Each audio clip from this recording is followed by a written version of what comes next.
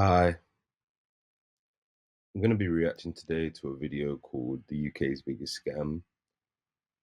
It's about the NHS and that thing that happened in 2019 that people don't like to talk about. You have to use your powers of inference. Um, so, it's a topic I'm very familiar with. I talk about it a lot on live. So I thought it'd be good to get a reaction. This was sent to me by a subscriber. Shout out to you. I love how they called the video the UK's biggest scam. Really, it's like the world's biggest scam, probably the biggest scam in history. And I get like an abundant amount of haters regarding this topic. So that's for you. For everyone else, let's see. We lost our grandma about 3 months ago. Sorry for you guys lost, man. Yeah, we lost our grandma and I've lost my uncle beforehand, and I also lost my auntie when I was 13 years old. My uncle I wasn't that close to, but my auntie I'm very close to. I lost her when I was 13 years old. Now, they've all been victims of our inadequate NHS system, which is why I'm gaining my citizenship for Europe, for France, so I can go there for France for healthcare. I've got Bupa private health insurance. I advise all of you sign up your whole family for that. I've been signing up my family for that. I've been paying that for years now, because the NHS is inadequate. This guy, he definitely is beginning with the right mindset, trying to find solutions. He recognizes what's going on. He's awake, you could say. The problem is that the medical mafia exists in every country in the world. Some countries to a greater extent. Definitely, the UK is one of the worst in terms of the medical mafia, and it also has the veneer of not being a medical mafia because it's an organization that the government has given legitimacy, and so people can't wrap their head around the idea that there's extreme amounts of corruption and organized crime in the NHS.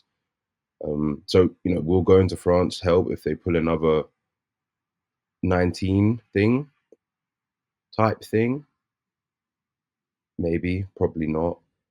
And then he said he signed his family up to Bupa and stuff, but those same private doctors are the same ones that work in the NHS.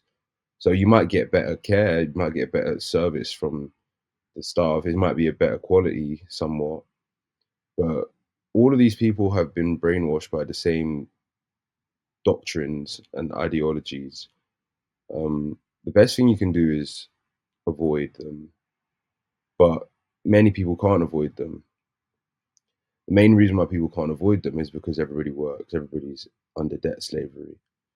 So, under debt slavery, you can't do anything because you're dependent on the almighty dollar, almighty pound. They took my auntie into the hospital. Okay, her leg. Us as black people, if you have an older black person, black Caribbean specifically, if their legs start to swell up down here, their time is done. Because that's the signal of the end. That's happened to all three of my family members who've died. So if you're black Caribbean, UK, that's usually how that goes there. Yep. The NHS, what they did, my auntie came into the hospital fine. Okay. She had a little problem. They said, oh, there's something wrong with, I forgot what it was. Okay. They give her a bunch of drugs. Next minute, this is wrong, this is wrong, this is wrong, this is wrong. 2 weeks later, she's dead. Okay. Coincidence. So she just got more ill when she went in the hospital. Okay, that happened. Typical. And the reason why this happens for people that don't understand is because these people are brainwashed to think that something that they read on a machine, a parameter that they read, if it's out of a certain average frame, average range, then that means something's wrong. But sometimes the thing is out of the range that it's supposed to be because the body's already fixing the thing that's wrong. So the body is a system. So sometimes it's adapted a part of another system to fix a problem in a different part of the system. And so, but these people, they're so brainwashed. So when they read the number, they're like, this is wrong. It has to be fixed. But they can't conceive that maybe the number is wrong because your body's already trying to fix something else. Now, of course, there are things that you can read that indicate, that you need immediate medical intervention.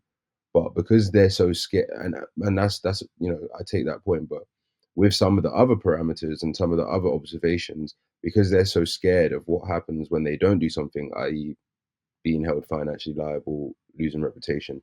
They would rather act and unalive someone, take someone's life. They would rather act and do that than not act. And so what they do is they act and they do the thing, and then when it goes wrong, they say that the thing was caused by the harm that they were trying to fix. It's the perfect way of covering something up, because you can just say, this thing that we were trying to treat, we had no choice but to do this to intervene and fix it. Therefore, they passed away because of the thing we were trying to fix, not because of what we did. And every single case I hear where the family alleges medical negligence is virtually the exact same thing that I just described. Even though hospital's meant to save you. Uncle goes in the hospital. Oh, he has a problem with his arm or something. Yeah, like a little thing with his arm. They give him a bunch of drugs. Oh, his heart. Oh, his heart's getting weak. Oh, this is wrong. His liver's done. He died. What? Do you see the pattern? My grandmother, perfectly fine, able to walk, strong ass woman, strongest woman I know, best woman. She was perfectly fine. She goes into the hospital because of something wrong with her leg. Okay, nothing major. Okay, it was starting to drain. It was starting to shrink down.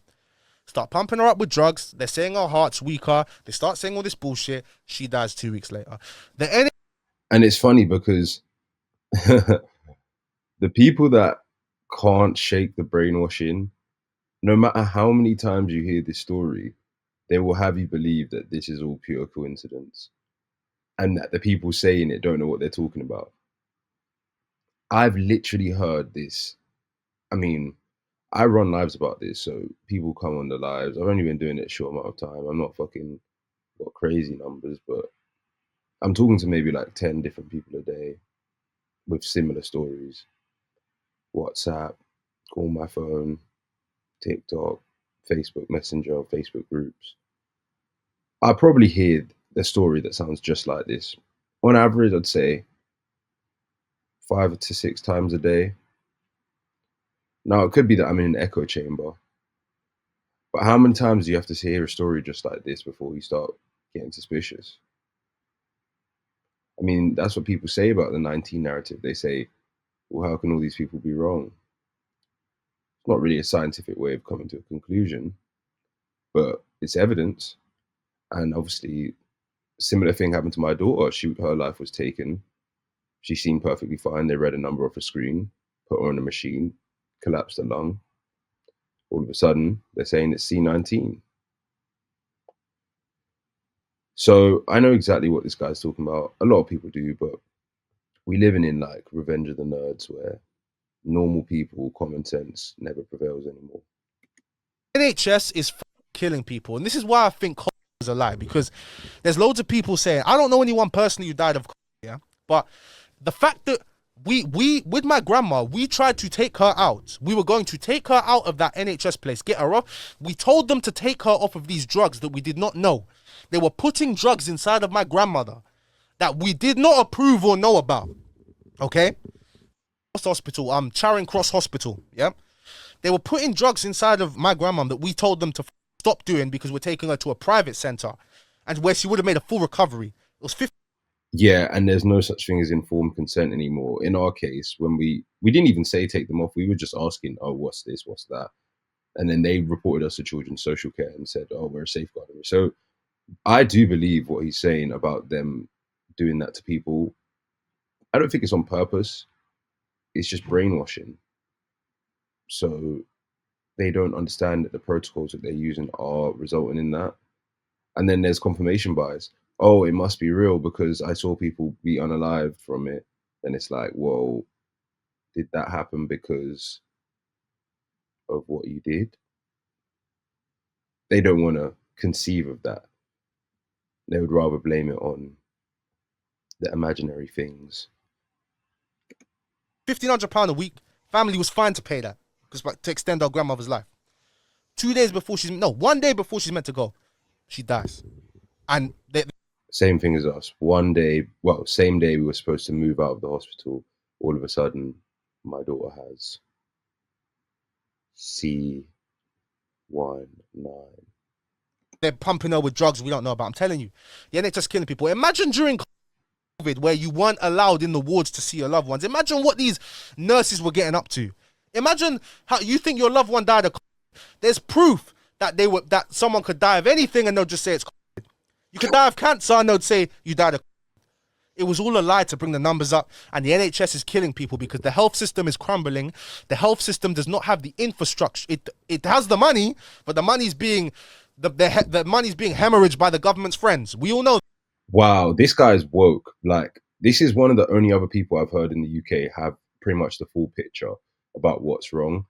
It's funny as well because not only is it then there's a problem with not having the infrastructure, the funds being misappropriated, they're also wrong about a lot of things. So there's also what they would describe from to us as medical misinformation. There's also a lot of that from them. So they have the wrong protocols and they don't want to admit it because they're the overlords. So they have the wrong information and no one can tell them any different. So is this a deliberate thing? I'm not sure. I'm not sure, but this is one of the only guys that seems woke about what's going on. That the NHS has more than enough money to run, but it's mismanagement of funds. We pay enough fucking tax to fucking. I paid business tax. I filed my tax returns 2 weeks ago. We pay enough fucking tax to fund the NHS. You pay enough national insurance to fund the NHS, yeah. And yet, the system's inadequate because they're hemorrhaging money. So, this is why. This is one thing I'm gonna say. I told you that little story there because I was losing my mind and stuff. But I told you this story. So us as black people can be encouraged to get fit again, man, and not take drugs. There's one drug, some experimental drug, okay? The diabetes is high in the black community, okay? So listen, your mum might be on this. A family member of mine, okay, said that she got offered a diabetes drug, an injection that she has to take once a week, and that it would make you lose weight and stuff like that. And they're pushing it on people with diabetes heavily. They want people on this drug. The media says this drug is good. Why the fuck are they pushing this shit? Who owns the pharmaceutical companies? Who owns the media? Don't trust them. They'll tell you anything safe. Uh-oh. Don't get into that topic. I'll start calling you Pinocchio, saying you got a long nose. Here's one thing, you man. Remember this, yeah? Do you man remember learning about thalidomide? What was that? We learned about it in school. It'll unlock a memory for you. How we learn about thalidomide, where that experimental drug, where it was for morning sickness. I remember. Remember? I remember. It was for morning sickness, yeah. and then it turned out that babies would come out disabled. Disabled, yeah. Yeah. Since I heard that shit, that's why I never took the vaccine. Like, hold on, the fuck? If they can do that with thalidomide, where they have all this testing, why would they not do like? It's so true, and we all know that that thing is causing serious harm in every community. It's not just about the blacks. They experiment on all of us. I don't think people understand that nobody gives their children or their grandparents up for medical experimentation. So how do they do the medical experimentation? I remember once when I was younger, I had this issue. It must have been like either a rash or there was something. I was just sweating heavily or something like that. And I was like, yeah, I went to the doctor. I was like, yeah, man, I haven't been feeling good. They gave me like this substance, let me say, to take. So I'm walking up the road. I'm like, oh yeah, cool. This is probably going to solve my problem. And I hadn't taken it yet. It'd been like 4 or 5 hours. And I get a call from the doctor.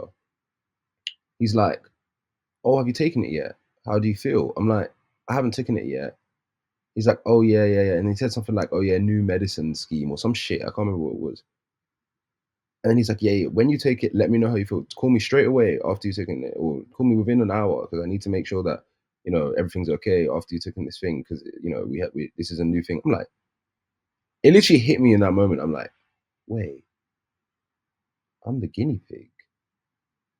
I'm like, why the fuck would I be the guinea pig? Like, that's like, no, like I'm not gonna be the guinea pig. I'm like, you know what? And the way I feel nowadays is how I felt in that moment, which is let me just leave this realm with grace. Like, I don't want to be poked and prodded.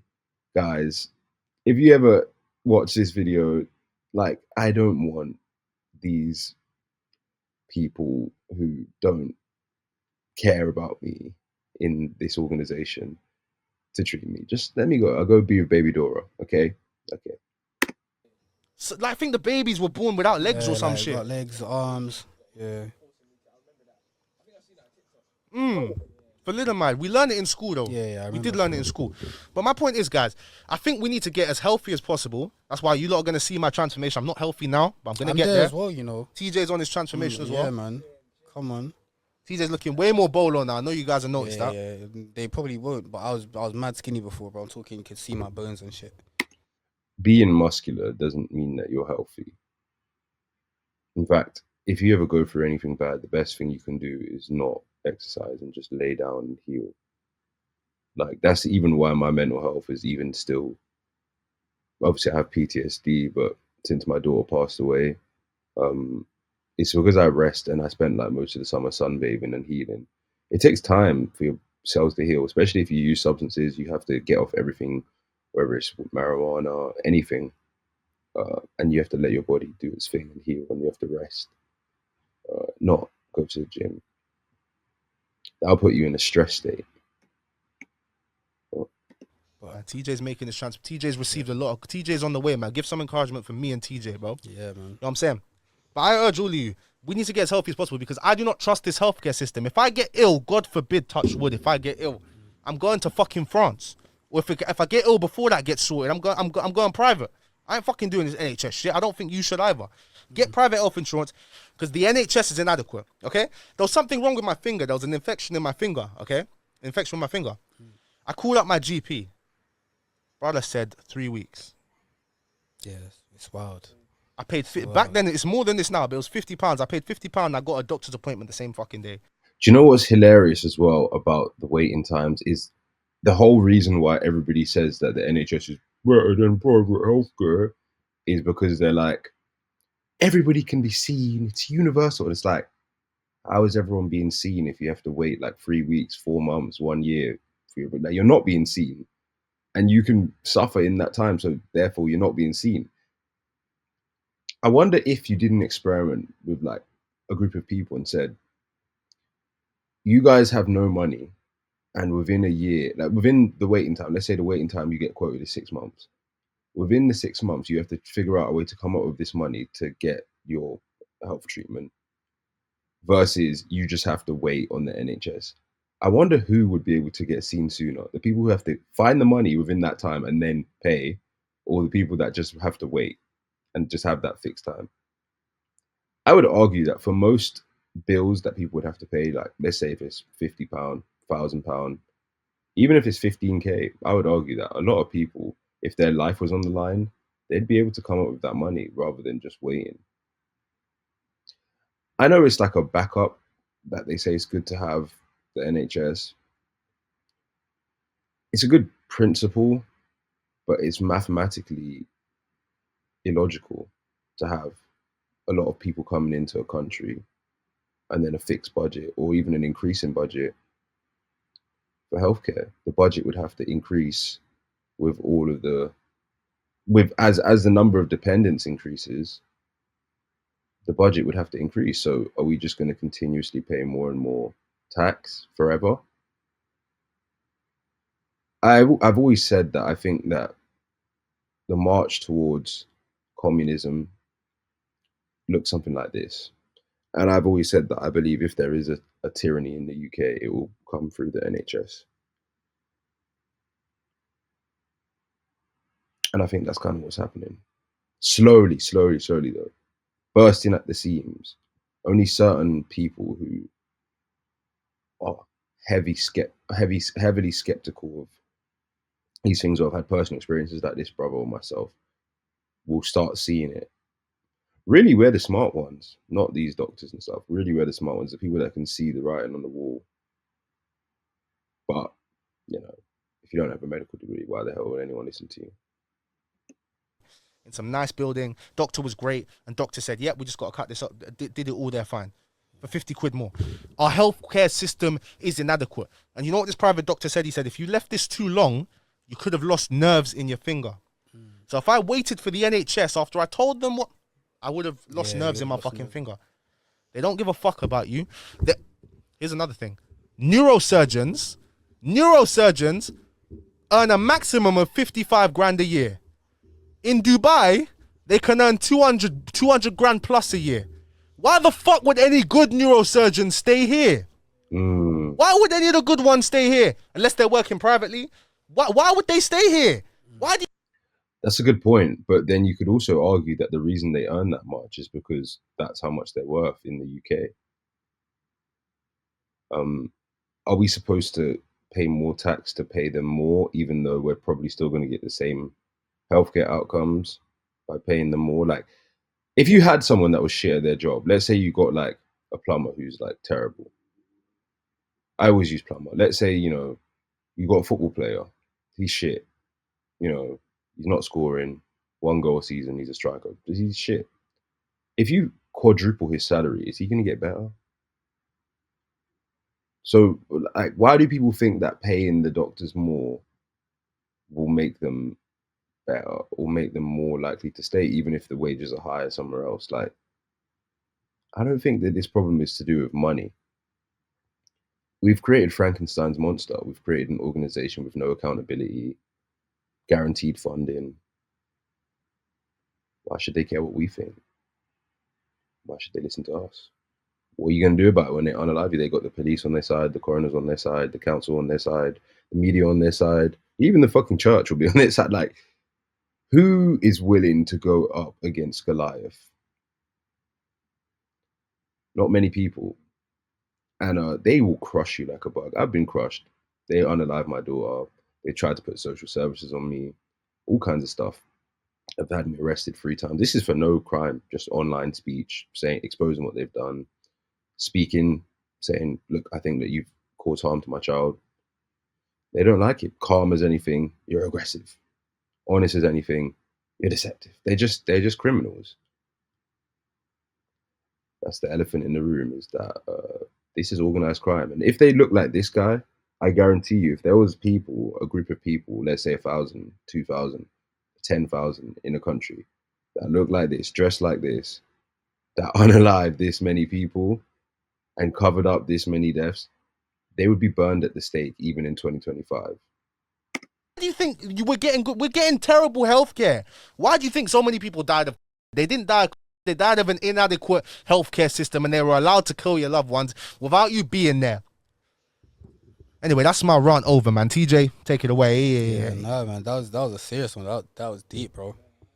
Honestly, word. I hope you enjoyed that. As you know, I'm very limited in what I can say on here. But trust me, I know a lot more than I let on, and I know what I'm talking about. Subscribe if you want to hear more of my opinions. Soon we'll be releasing the videos on Telegram. It's crazy that we're actually seeing people wake up. I mean, I've known this stuff for decades.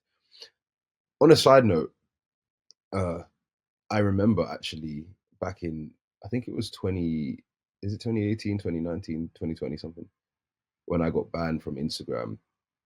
And I said that in the Middle East, they're trying to make something called Greater. Imagine like Great Britain, but somewhere in the Middle East. And I posted a lot of proof of that. I also stated that I thought that there would be a war with Lebanon. And I believed that the ammonium nitrate explosion was an act of war. And yeah, I got banned. And I remember also saying things about C-19. I got banned, and I lost a lot of friends. Actually, a lot of people deleted me off Facebook, and words started getting around. Oh, I've lost the plot, and I'm a quack. I wonder what many of those people think now. It'd be interesting to see how people think about C-19 now, after their relatives have gone through the protocol and not made it out. Some might ask, well, if I knew this while I was my daughter in hospital. Well, my daughter was premature, and I didn't choose to go to the hospital, just so the people are aware. But I can't really speak on that. I'm not a birthing person, so I don't make the decisions. And I can't say what I would or wouldn't have done, because it's a tricky situation, 25 weeks premature with your daughter. But obviously she passed away at 5 months. So we can get into that another time. But my point is that we're under extreme duress and coercion. That's the problem, is that we don't have healthcare choice. So you might say, why do people still do this? But many of us don't have a choice. Many people don't have a choice. Some people, their relatives pass away, they have to go into the care home. Some people, they get emergency rushed into the hospital, the ambulance, they can't even say no, they might be unconscious. And then the nightmare begins, dealing with Frankenstein's monster, something that you created that you thought you could control, but now it controls you. There's a book that many people might be aware of called I can't remember what it's called, but its first line is the Industrial Revolution and its consequences have been a disaster for humanity. I think it's, you know, someone, let's just say Ted someone's manifesto. And one of the principles that it elucidates is that eventually the technocratic systems that we create, it will behoove us to keep the systems going to the detriment of humanity as opposed to the system serving humanity. In other words, you create Frankenstein's monster. You create something that was supposed to serve you and you end up serving it, even with your life. It's interesting when you look into the history of some of these concepts as well, even Frankenstein's monster, like the idea of the golem, the Frankenstein's monster. It's interesting when you look into the history of the authors. The golem, even, I remember I read something during 2019 about the mythical relationship between the mask and the golem, or the golem mythology. And it said that a mask is something that mythologically, is used to take away a person's personal identity and make them less than human so that they are now compliant. I wish I could find that article. Maybe I'll post it in the description. But it's based on mythology. It's not even a scientific thing. I was doing an internship as well at that time with GSK, and I remember learning that in China, masks have been a common thing for many decades. And I recall that China has a history of communism and whatnot. And I just thought it was interesting that one of the most collectivist nations on the world already had masks even before C19. What does it all mean for free thought, individuality? It's very rare to see people question something that's right in front of our face. I hope that more people begin to question it. And if you are someone that questions things, please contact me. We'll probably get along quite well. Thanks again for watching.